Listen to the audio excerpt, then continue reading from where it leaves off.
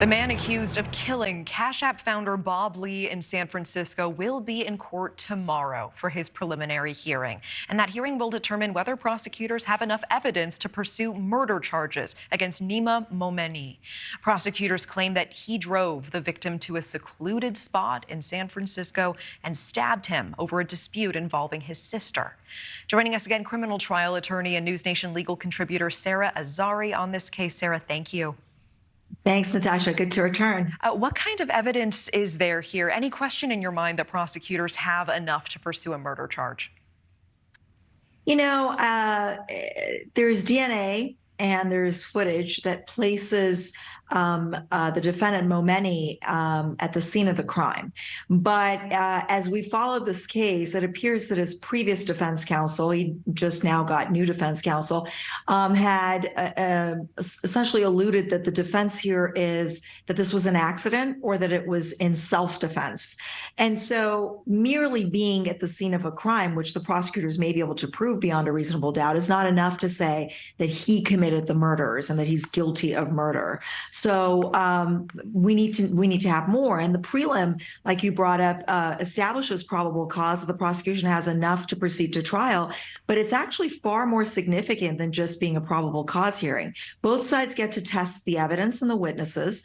The defense gets to set a record for impeachment at trial, and it might be the only, frankly, opportunity the defense has to cross-examine witnesses is at the prelim. And there's a chance that a charge can get reduced. And if so, the defendant could potentially get the bond lowered or get some sort of bail. So there's a lot of significance to the hearing tomorrow beyond just the prosecution establishing probable cause. You know, I want to follow up on something you just said, because you're right. Momeni has new lawyers who say that they are starting essentially from scratch. What are you tracking about this? Why would something like this happen, and how does it bode for him?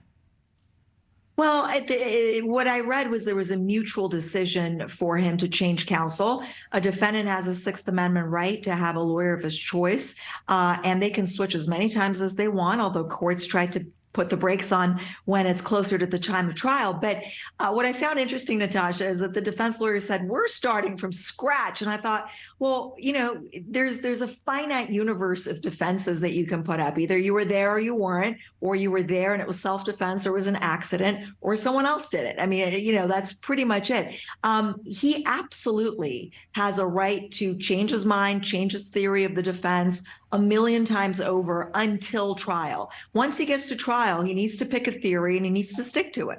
I thought this was really interesting. There is a report that Momeni was involved in a stabbing over drugs in 2005, but it did not result in charges or a conviction. Could something like that from his past come into play if this trial moves forward? So this is a stabbing murder. So in terms of relevance, when you look at 402B, when you look at the evidentiary rules, it is relevant. And so it's not as prejudicial as it is probative, but it is very old and it did not result in a conviction. So I think that's going to be subject to a pretrial motion, what we call motion in limine, to determine whether it should come in or not. Had he been convicted and had it been in the last 10 years, it would be more likely that it would be admitted. But it's a prior bad act that did not lead to a conviction, which makes it arguable for admission. You know, I do want to switch gears. The so-called Doomsday Mom, Vallow, will be sentenced in an Idaho courtroom tomorrow as well. What is the likelihood that we hear directly from her tomorrow? And even if we do, is it likely to make any difference?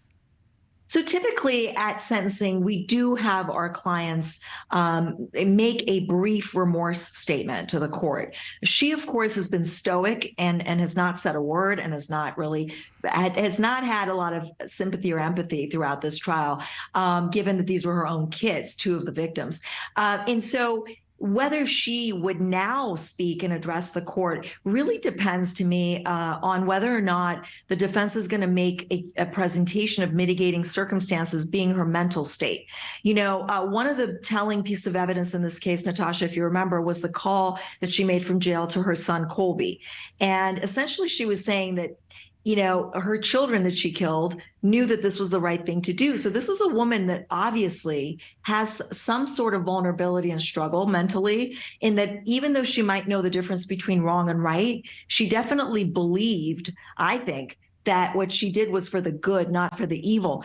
Thank you for watching. Go to newsnationnow.com to find News Nation on your television provider. And don't forget to click the red subscribe button below to get more of News Nation's fact-driven, unbiased coverage.